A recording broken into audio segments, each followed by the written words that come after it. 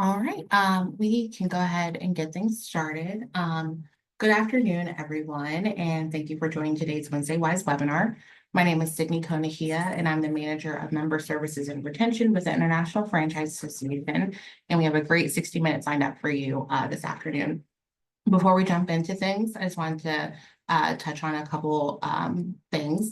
Today's webinar will be recorded, and a link to the recording along with the slide deck will be included in the post-webinar email. And if you have any questions for Crystal or Josh, please add them to the chat or questions box, and they will address them towards the end of the session.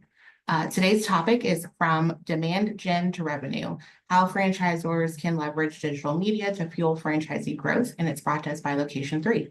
Here to provide today's discussions are Josh Allen, Vice President of Marketing with Location 3, and Crystal Ware, Managing Director of Location 3. Thank you both so much for joining us today, and thank you again to Location 3 for sponsoring today's Wednesday Wise webinar. And I will go ahead and turn things over to Josh and Crystal to get us started. Wonderful. Thanks, Sydney. Thanks to everyone for taking the time to be here with us today. Thanks again, as always, to the IFA for hosting us. As Sydney said, my name is Josh Allen, and I'm pleased to be here today along with my colleague and our Chief Strategy Officer, Crystal Ware. We are both certified franchise executives as well as committee members with the IFA. Crystal, do you want to say hi quickly? Maybe not quick enough. Sorry. Hi, everyone. Thanks for joining. I'll be faster on that mute button. No worries. Well, thanks again, everyone. Having said that, while we're here today to talk about marketing, we also wanted to simply acknowledge our colleagues, our friends, partners, and franchisees in the Southeast region that are in the midst of dealing with the significant effects of Hurricane Helene while bracing for Milton. Just know that our thoughts are with you. We wish you well during what is no doubt an incredibly challenging time. As we shift gears to focus on the task at hand today, and before we dive into today's topic, for those of you who may not be familiar with Location 3 on today's webinar, we are the premier partner driving digital transformation for multi-unit brands and franchise systems. And what does that look like in action? Well, at Location 3, we are a catalyst truly for revenue growth.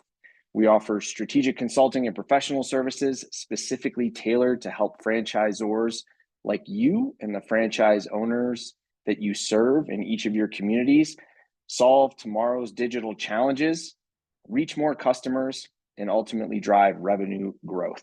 Our expertise in data analytics, digital media, performance marketing, and technology infrastructure help empower brands as well as business owners to thrive in what is an evolving digital landscape.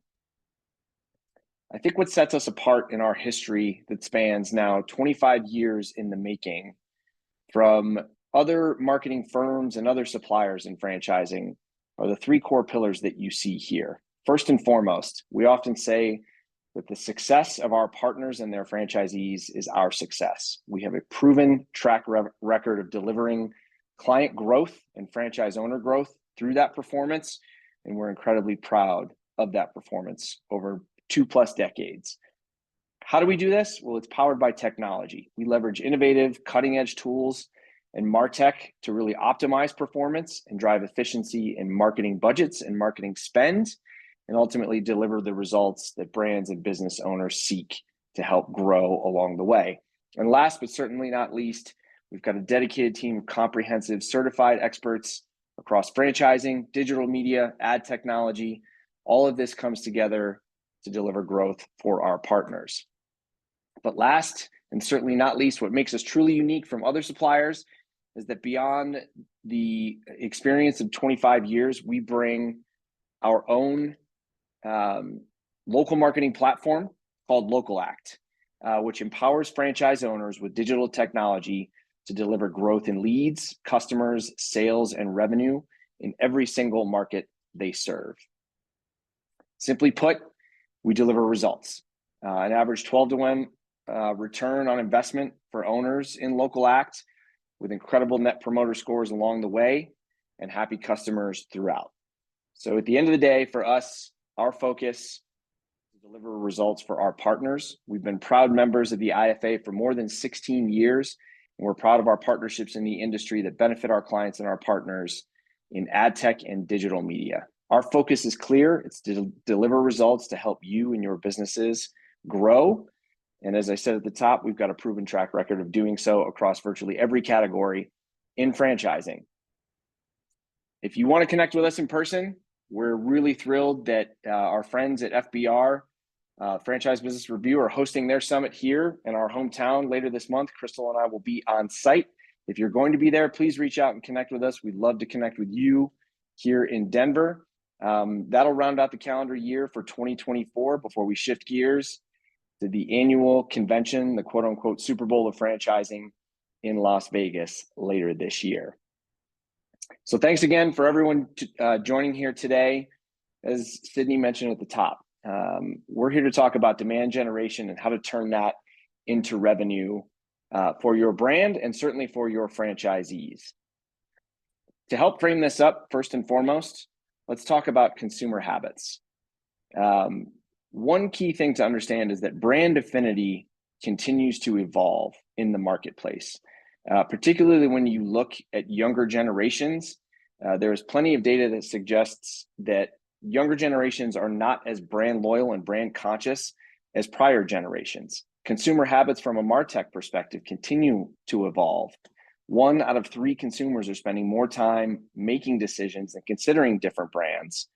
I think what is a particularly interesting stat is that 48% are happy to switch to a different brand or a different provider simply in search of a better deal. I think we're probably all feeling this effect to a degree based on kind of the existing macro as well as micro economic conditions that continue to evolve in 2024, as well as forecasts for 2025. There continues to be a level of economic uncertainty, and this is impacting consumer decisions on the ground level. One example I have personally is with Roto-Rooter franchise.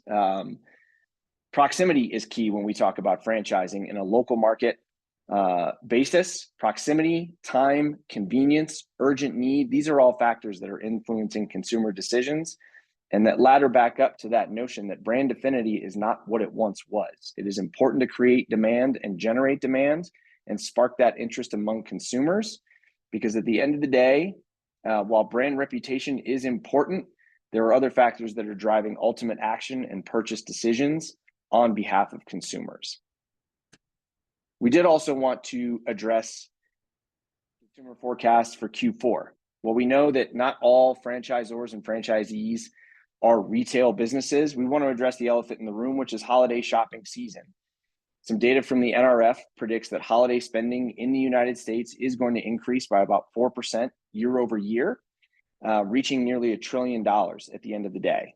Compared to in-store shopping, we're going to see a lift of about 8.5% from a forecast perspective for online shopping as well. And last but certainly not least, mobile commerce. 45% of all e-commerce transactions are going to be on mobile, according to the NRF. So at the end of the day, when we talk about macroeconomic factors, and as we head into Q4 and round out 2024, generating demand today will lead to results tomorrow. So how do we do that? Well, one other piece to understand as we start to talk about digital media and demand gen is something that I think everybody here can relate to. Currently, 84%, according to Adweek, of US adults use a second screen while actively watching TV. I'm guilty of this. I'm sure we've all been guilty of this at some times. Attention span it continues to decrease. And with that, it's important for us to understand that consumer journey, not only while creating demand, measuring what that consumer journey looks like across digital media and how that demand can ultimately turn into action on the customer level. Suffice it to say that every brand, no matter how successful or how new from a franchising concept perspective, at any single point in time, there's a defined amount of leads. This is some data from a study released by Work back in 2021. And I think it resonates with everyone here. As your business grows, especially when you look at it on a market by market basis, ultimately the amount of leads or quality sales reaches somewhat of a finite point. This can be felt, I think, in particular at the local level by franchise owners when you think about market size and competition and how that varies based on the individual market served by your franchise owners. So the key here is it's intentional to go out and create demand. And creating demand is different from generating leads. We all know that generating demand can take longer. It's more expensive than converting leads. But the reality on the ground is that we need to do both, especially as we turn the corner into 2025. And some of those economic factors that we talked about, as well as consumer habits that we discussed, continue to evolve and continue to evolve differently for different generations, and for those younger generations that increase their buying power. So sustainable growth and creating business growth requires a focus on both the upper funnel, particularly the middle funnel when we talk about demand. I think it's easy to confuse awareness with demand. Our goal here today is to talk about some actionable ways that you can tap into that middle funnel and, if you will, spark interest among customers and turn them into customers for your business. So with that in mind, let's talk about it. Crystal, I'd like to turn it over to you to take it from here. Yeah, and I think the definitions that you just started pointing out are really important. A lot of times we think of we're just creating awareness. Awareness in our world translates to eyeballs and impressions. The beautiful thing about digital marketing specifically is we can actually look at demand and engagement and conversion coming from that. So there's a lot of schools of thought of how you allocate your marketing investment. And many brands, if not most brands, invest heavily in maximizing the demand that exists today. That is driving leads, performance-based marketing, right? However, because of the various economic indicators and things like that that we're in, a lot of industries are seeing flat or declining revenue numbers. So in a world where you're trying to make every dollar count, some brands have turned their attention to doing things like taking back market share from their competitors.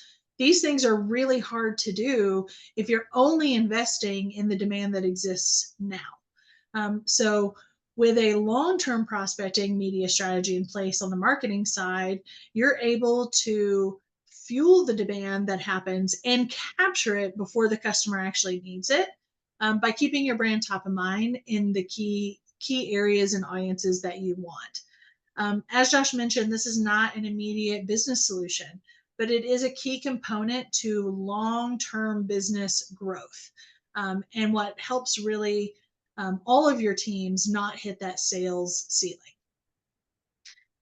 So one of the most effective ways to do this in the digital marketing landscape is through connected TV. There's a lot of investment in linear. It's still a line item in the budget, terrestrial radio, all of those things.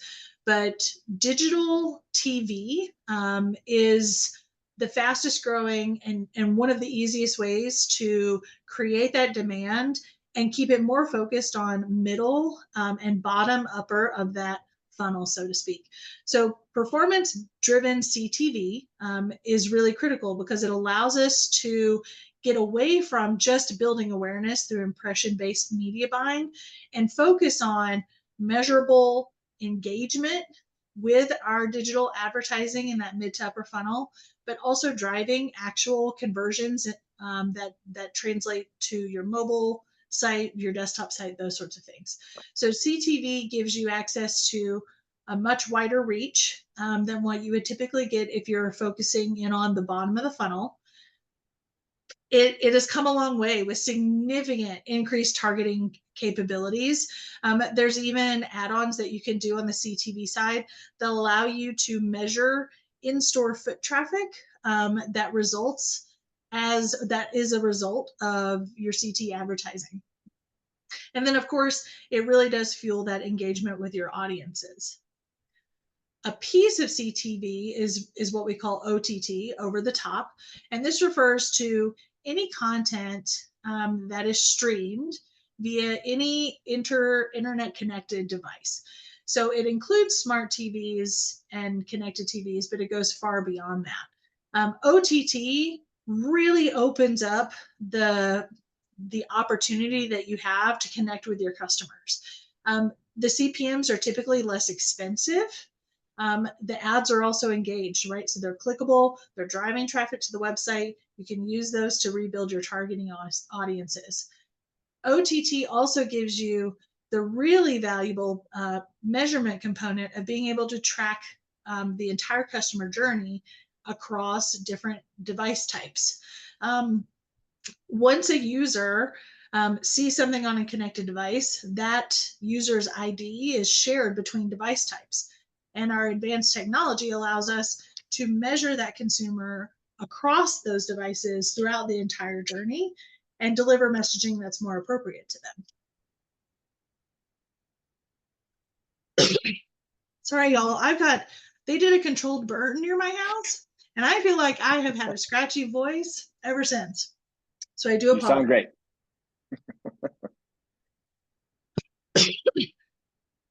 So a big part of what we want to talk about today is how do we do this for franchisees as well as the franchisor? So one of the easiest and most accessible routes to deliver CTV and OTT is actually through YouTube. Nielsen just released that YouTube is the #1 streaming watch time in the US, and it's been that way for more than a year. YouTube itself is the #2 most watched media content distributor, and that is not including YouTube TV. So when you pull in all of the YouTube assets together, you have the largest opportunity to reach the most connected customers who are actually engaged. And if you look at how consumers are engaging with that content, there's so much available to us. Entertainment, as it's defined on YouTube, has really changed throughout the years. Everything is live streamed. Most major network channels even have their own YouTube channel. Shorts have become incredibly popular. And so people are watching an average of 1 billion hours of YouTube on connected TV devices. And those YouTube shorts are actually averaging 70 billion views every single day. What's really special about YouTube itself is the engagement and the activity that comes from that. So a lot of times you hear everyone's on TikTok. You're right, everyone is on TikTok. But YouTube has almost as much watch time as TikTok, but it has far more engaged users. So when you take a step back and think about what do you want to accomplish from your marketing objectives and how do you want to spend that money, do you care about awareness or do you care about engaged users? So we think YouTube becomes that sweet spot. And it really is one of the easiest channels for brands to test. The barrier to entry is incredibly low. There are no minimums. You don't have to go through special reps and things like that to run on YouTube. There are endless targeting options. There are endless audience development and audience creation opportunities on YouTube. The really important part in the franchising world is that YouTube can be scaled down to the zip code level or even smaller. It's incredibly efficient geographically, but it's also incredibly efficient from a cost perspective, making it one of the easiest demand gen opportunities for your franchise owners. I would also bet that everybody sitting on this webinar today has a YouTube channel and has video content. So you don't have to go out and invest in a ton of creative work in order to have the assets to get started right now. YouTube offers brand impact studies. It also allows you to test incrementality of your marketing efforts to figure out what messages are working best in what regions. There's a lot of clever ways to leverage this channel and maximize the opportunity that exists within it.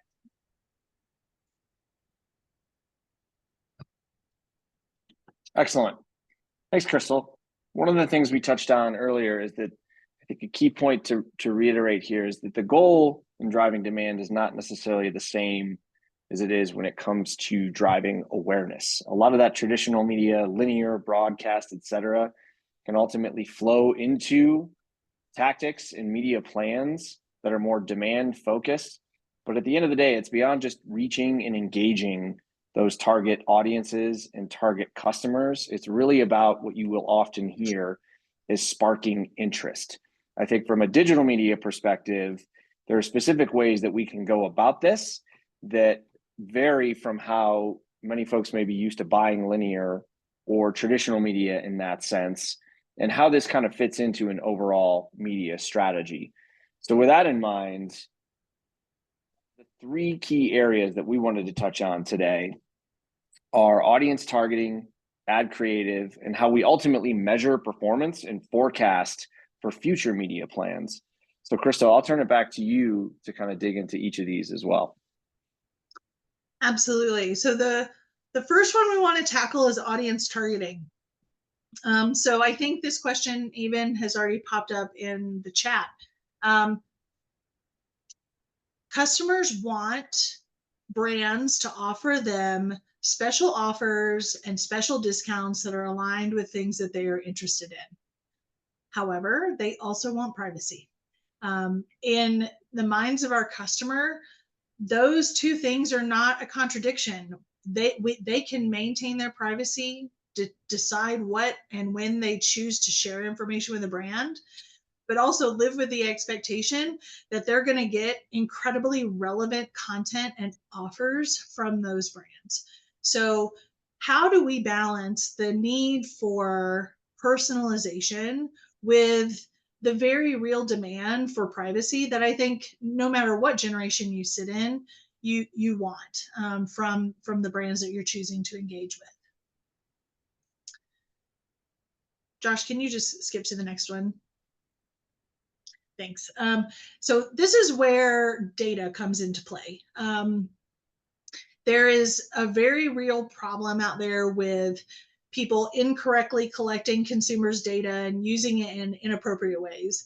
I believe that customers will flock away from brands who choose to operate in that way. So the number one way to mitigate privacy concerns, but also deliver personalization, is through your own first-party data. The first-party data that you collect is robust enough that you can message your customers and your prospective customers in such a way that is meaningful, but also privacy compliant. A lot of people don't realize that first-party data is literally anything that you can collect. It includes website visits to your site of people who haven't converted. That website data can be segmented in really creative ways to develop audience targeting, to make your marketing campaigns far more robust.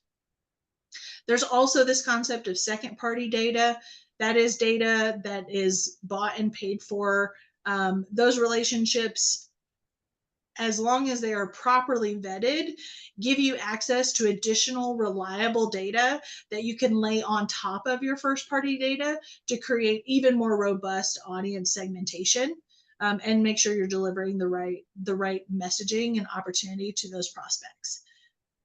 If you are a brand that does not have a CRM, then I highly encourage you to be that's your next step once this webinar is over. What does your CRM look like? Do you have access to reliable data about your customers that is clean and operational? I also say accessible, because a lot of times I hear from brands that, oh, we have a CRM, but you got to like cut a few corners and say the secret password in order to be able to access it. The accessibility is also really important. If you have a CRM, your next step might be to move into a CDP. A CDP is a customer data platform. It is a system that allows you to manage all of your CRM data, marry it with your loyalty data, marry it with all of your marketing data, and create a cross-channel, cross-device, cross-platform view to your customers, what they're engaging with, how they're engaging, and then that ultimately sets up how they want to receive information from you. If you have a CDP or a CRM, the next step is to ask yourself, are all of these things interconnected, right? So do you have your CRM set up so that marketing data is flowing all the way through into your CRM and continuously updated? A lot of times brands will stop at the first touch point. We got them through a paid search ad, and that's the last you ever know about their engagement with your marketing efforts. Ideally, your customer records are continuously updated with all of those marketing touch points as they engage with your brand and hopefully become a loyal customer. The other piece of that is feedback flowing in the opposite direction. So if you have a CRM, that data can also be piped back into your MarTech platforms. The beauty of 2024 is there are ways to do this that are privacy compliant. The data is hashed, it's anonymous. As marketers, we do not know who your customers are as long as the data is sent through those privacy compliant systems. But it allows us to build incredibly robust audiences that better fuel the marketing efforts. The second piece is creative. So on the creative side, 80% of marketers deem creative quality key to the marketing effectiveness. There's also a stat that Google has put out that said 70% of your marketing performance is fully dependent on how good your creative is. You can have an amazing plan. You can put that plan in place with the most talented team, but if your creative falls flat and your messaging isn't accurate, then you're going to lose customers before you even get them, especially when you're looking at this mid to upper funnel where they are not committed to you, nor are they committed to any other brand. So what are you doing to capture their attention and make them want to engage with you, especially knowing that they may be seeing your ad on a TV? What's going to create that link that makes them want to Google you on their phone while they're sitting in front of the TV, or Bing them or YouTube them, whatever it is that we want them to do, right? How can that messaging flow? I think a lot of times brands invest heavily in creative that is very product driven or very promotion driven. Some of the really great brands out there are leveraging this mid-funnel CTV tactic, and they're creating stories about their customers and how their customers are interacting with their brands. And that emotional connection is what drives that user to take the next step to search while they're sitting on the couch. And then suddenly they're part of this remarketing program that keeps that brand top of mind for when you need a Roto-Rooter, just like Josh needed. Another key piece of the creative messaging is the sequencing. I think a lot of times the brands put together creative, we're all strapped for time and strapped for money and resources, right? And so we typically deliver the creative that's bare bones. It's pushing the product or pushing the service or the promotion that's needed. But how can we invest in creative sequencing and messaging that is aligned with your CRM so that we know, is a person a new customer or a returning customer? Have they been a customer for 6 months or 16 years? If you have your systems, your data systems married, and you have the ability to create sequencing in your messaging, you can deliver that personalization that the customers are just desperate to get from the brands that they work with. The other piece I will tell you on the storytelling side is, especially when you're looking at mid-funnel, upper funnel, CTV especially, ads that look like content that tell a story are going to be more effective than ads that look like ads. Again, when you're strapped for time, a lot of brands invest in, okay, I got these 6 static display ads and we're ready to go.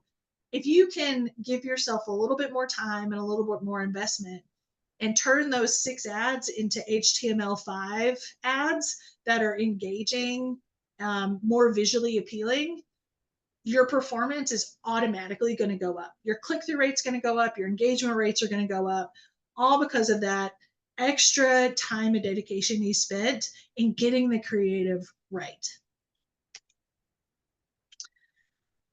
We also want to make sure you're investing in retargeting. This seems like a no-brainer for probably everyone on this team. However, I think a lot of brands don't understand that CTV and OTT give you a really unique opportunity to maximize retargeting across devices. So new technology allows users to see an ad on their TV and then let us retarget them on their mobile device, whether they visited your site on a mobile device or not. So adding a retargeting display component to every CTV or OTT opportunity will help you create more engaged audience, build that brand recognition. It's also going to help you deliver more efficient CPMs and more efficient leads because we've maximized the extra step that we can get from any CTV or OTT media buy. And then coming back to YouTube as a really incredible, efficient channel, especially on the franchisee side, we know that franchisees, at the end of the day, they want customers. They want to make sure their phone rings. They may want to make sure that a purchase happens on their site or that a lead form is filled out. The beauty of YouTube is that it gives you multiple options. You can create demand gen, or you can do a YouTube for Action campaign that's specifically geared toward those phone calls, the form fill, or an actual purchase. YouTube, along with other CTV opportunities, is really there because it is a driver in the full customer journey. So search ads typically see on average an 8% increase in conversions when you are running YouTube in conjunction with your paid search campaigns. We also see 28% more assisted conversions happening. An assisted conversion means that they saw a YouTube ad and they may have seen retargeting that came from that YouTube ad, but they ultimately converted through another channel. So again, it's one step in the customer cycle. That's why, again, it's not an immediate return in your investment, but if you invest in this 6-12 months down the line, you are going to see a return in the volume and quality of customers that you're getting. So the last piece I want to talk about is measurement. So I mentioned a couple times measurement is really important. The improvement in measurement across devices is far and exceeds anywhere that we were 5 years ago, right? So cross-device tracking is necessary. You should go into your Google Analytics for setup right now and make sure that you have cross-device tracking turned on, that you are measuring customer IDs across multiple devices to give you better attribution data on how to tie all of these customer journeys together. If you have conversion tracking set up, purchasing and revenue set up in analytics, you will be able to see the cross-device journey that ultimately led to a purchase, revenue, whatever that looks like for your business. The other piece of this that's incredibly important is the attribution and predictive modeling component. So let's say you've got your CRM set up, you feel really confident about your client data. The CRM data is also being fed back into your MarTech platforms. You're now in a position where you have a beautiful view into marketing and business outcomes, and you can run models off of that. So being able to attribute that data and then run, there's so many predictive models out there. Anyone that has an in-house technology team may be able to play around with some of the predictive modeling AI solutions to look at how, if you adjust your investment in certain ways, what are the predicted outcomes that's going to deliver for you? How can you drive incremental results, improve your ROAS and your ROI by making adjustments into mid and upper funnel that don't necessarily show return in weeks 1 or month 1, but will show return in months 6, 8, and 12 as your business continues to grow.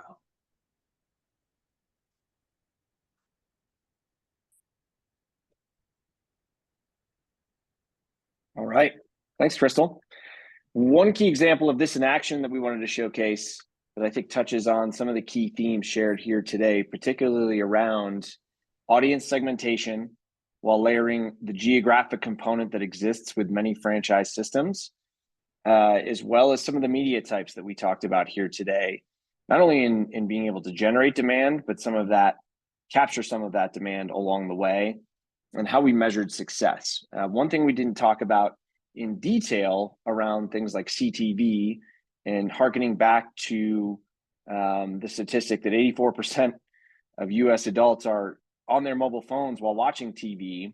The campaign we ran for Wild Birds Unlimited kind of tapped into that notion. And so during the holiday shopping season, we used an approach from an audience segmentation standpoint that combined targeting within CTV that allowed us to layer in geographical components, to look at contextual targeting options, for example, content on channels like Discovery Channel, and ultimately build really rich audience pools so that we knew we were reaching the right audience and engaging them in a meaningful way and ultimately activating them. I don't know if that volume came through on the spot, so I'm going to pause it. But at the end of the day, also tying that with action. QR codes are back in action and have been for some time. While we're generating demand through this campaign, we were actually able to tie it to QR codes that drove consumers to take a specific action on the Wild Birds site. So as some of the statistics show here, not only nearly 10 million complete video views and completions, but driving customers to ultimately make that purchase from an e-commerce and even a store visit perspective. So having quality creative certainly impacts that. Having sophisticated audience targeting that these channels and media types allow for, I think, was critical. But there's also a lot of detail behind the scenes from how we were measuring success and performance and how we tied that into local campaigns on behalf of franchise owners. So with that in mind, kind of shifting to some of the questions, I know we didn't talk today so much about how do we turn this demand on the local level for franchisees, particularly that we're investing incremental dollars on channels like paid search and paid social.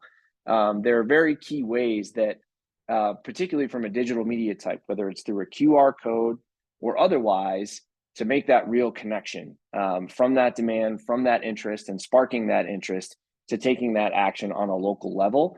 When we're talking about things like CTV, marrying that with mobile display and other media tactics that kind of nurture that customer down their journey to ultimately making a decision.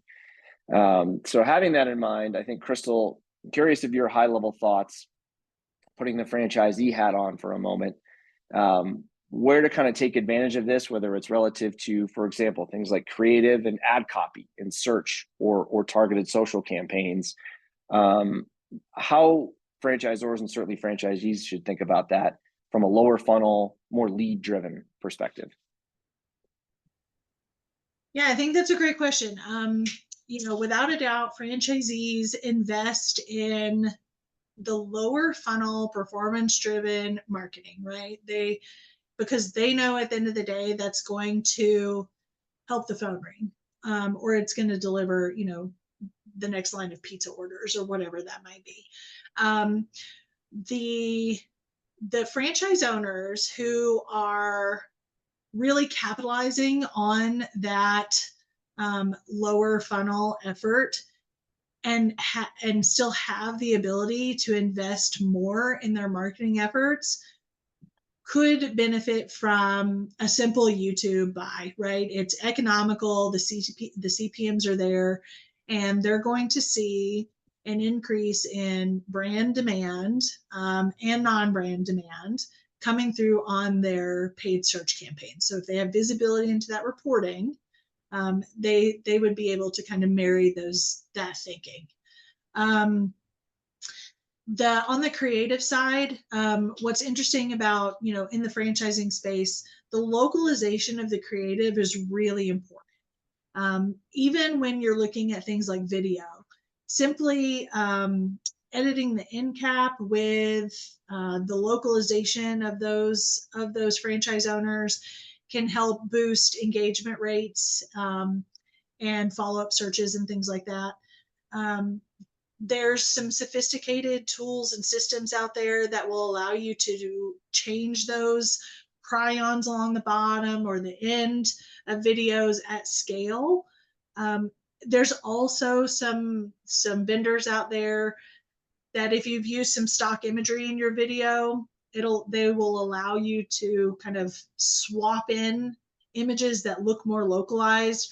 We really see this in the automotive space. When the Toyota is driving in the Rocky Mountains, you know exactly where that is, type of thing.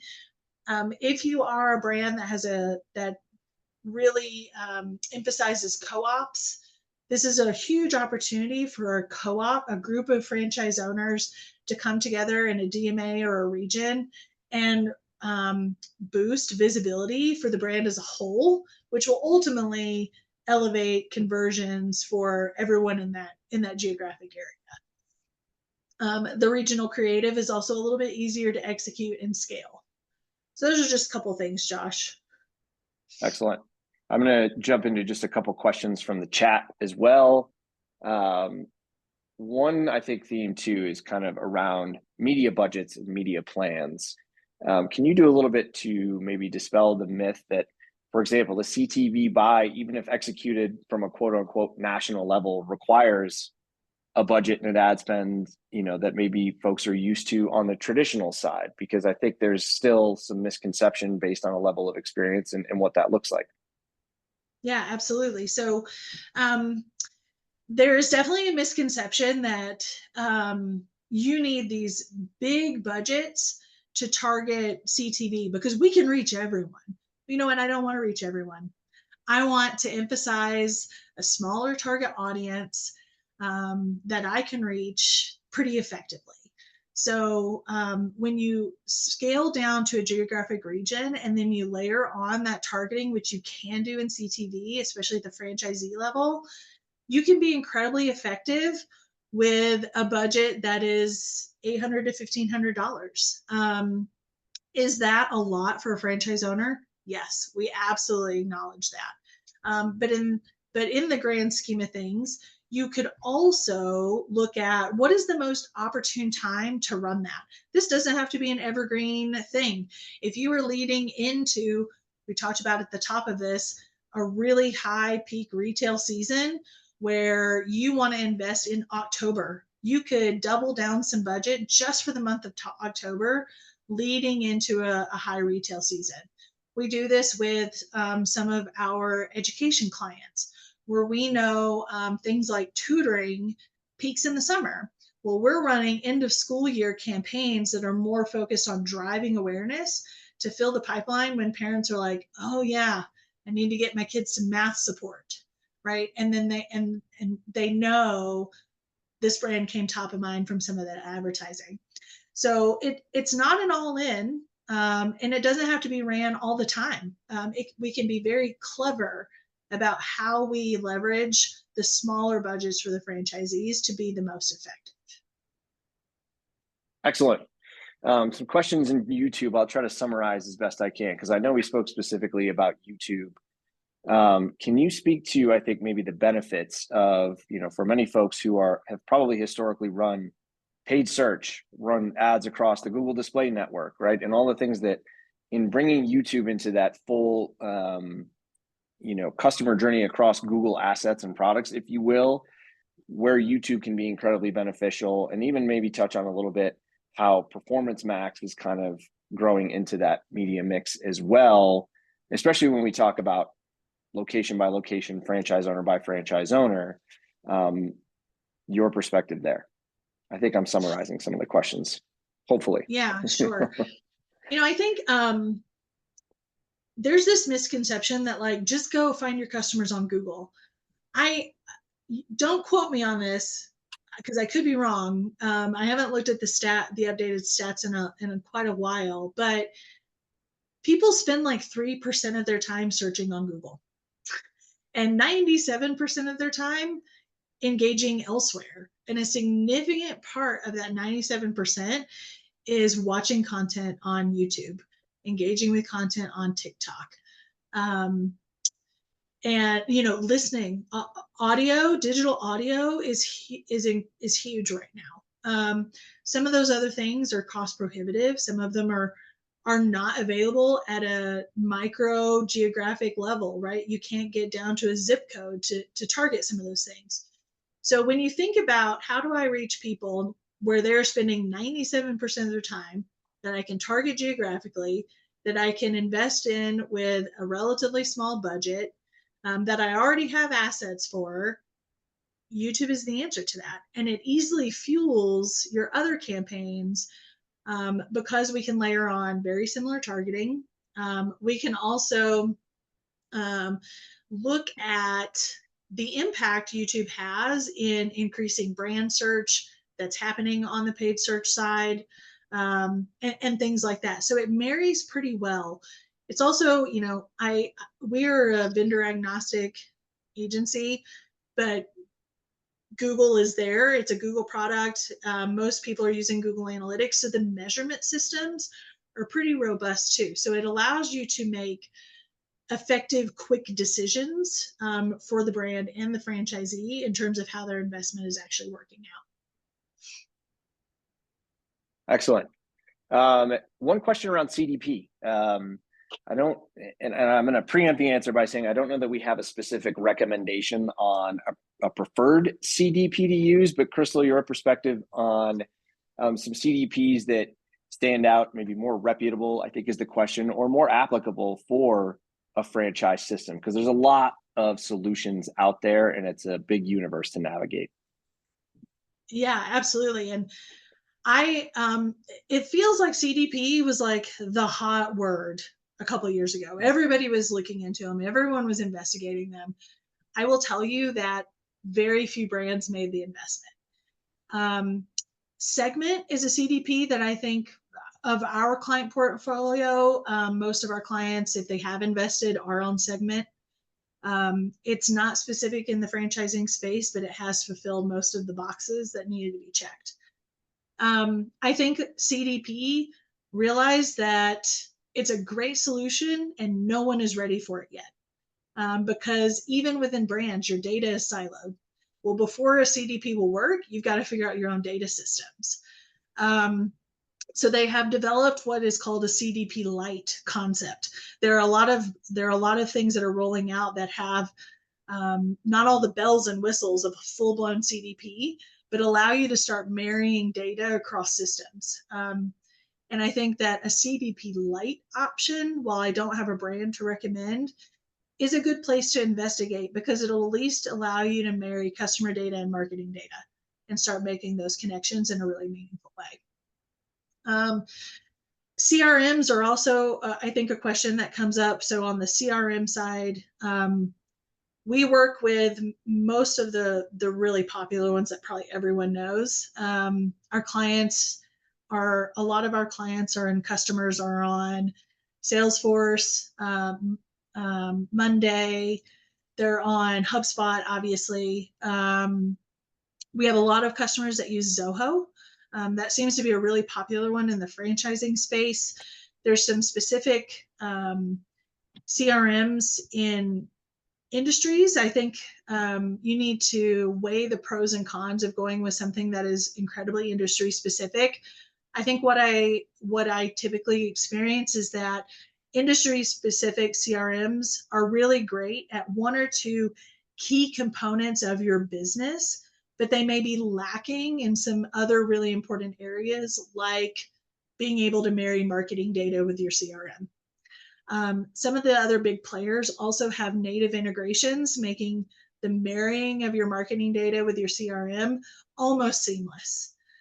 So that's a really important advancement to vet, especially 2024, 2025.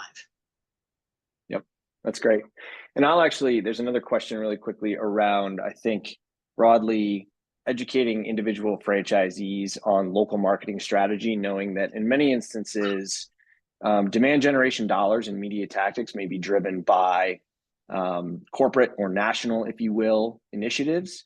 What I would say is my answer to this, and Crystal, feel free to chime in, is kind of back to that very Roto-Rooter example that I gave, as from a personal perspective, I subscribe to Sling TV. I've seen ads in market for Roto-Rooter, kind of in that demand gen sense. As a customer, I had an immediate need several weeks ago with literally an inch of water in the basement due to a laundry backup. What I would say is there was an element of brand recall there, but for me in that instance, proximity and geography, how that ties into local marketing. My customer journey was a simple brand search. It was not about the issue of water in my basement. I actually searched specifically for Roto-Rooter. I was connected with a single click through a quality ad experience, and the rest of the customer experience on site. So I know we touched a little bit on kind of A/B testing and things that you can do once you're bringing those customers further down the funnel to your site asset, and knowing so many folks are on mobile. That was my experience. So I think at a high level, to kind of answer the question from a local marketing strategy is, where is the opportunity for those franchisees to plus up incrementally and spend, but also media tactics that kind of bridge that gap that may exist between what you're doing that is more mid to upper funnel media, creating that demand in market in very sophisticated ways, like a targeted CTV buy on Sling TV, to ultimately driving that conversion. I think that's where the two play together. It's going to vary obviously by system. It's going to vary by market. But that's kind of my personal experience, and also coming at it through the lens of a marketer personally. So Crystal, I don't know if you have anything to add in that regard. I think your experience sums up how I have personally spoken to franchisees about this concept. Is Josh is going to need you one day. He may not need you tomorrow, but he's going to need you one day. And so our goal is, how do we get in front of customers that don't even know that they need you right now, but you are the prime target audience, right? So Josh is decision maker of these things within this geographic area. He is a homeowner. His home is more than X number of years old, so he's probably going to need some maintenance and some home services work. There's a few other things there that we can get creative in building the right kind of target audience, and be really diligent about how we're showing the ad, knowing that while Josh doesn't need you today, he is going to need you in a couple months. Yep. Excellent. Well, thanks, Crystal. Thank you, Sydney, and thank you to the IFA. Thanks to everyone here for joining us today. Feel free to reach out to Crystal or myself. You can find us at the email address on the screen. We'd love to talk to you. Connect with us on LinkedIn. As I said, if you're going to be at the Franchise Business Review Summit here in Denver, please reach out to us. We'd love to connect in person. We could talk about this kind of stuff all day and every day. But thanks for spending the last hour with us here today. Sydney, I'll turn it back to you. Thank you, Josh and Crystal, so much. It's always a pleasure to be on these webinars with you guys, and all the support you give to IFA. Thank you to the audience for attending and all the great questions. Just as a reminder, this webinar was recorded, and you guys will be receiving the recording and the slide deck after for this evening. But thank you again to everyone, and thank you to Location 3 for sponsoring. And to echo what Josh said at the beginning, anyone who has family or friends or anything in Florida, we really are thinking of you guys, and really hoping for the best for everyone. But have a great rest of your week, and hopefully we will all speak soon. Guys. Thank you.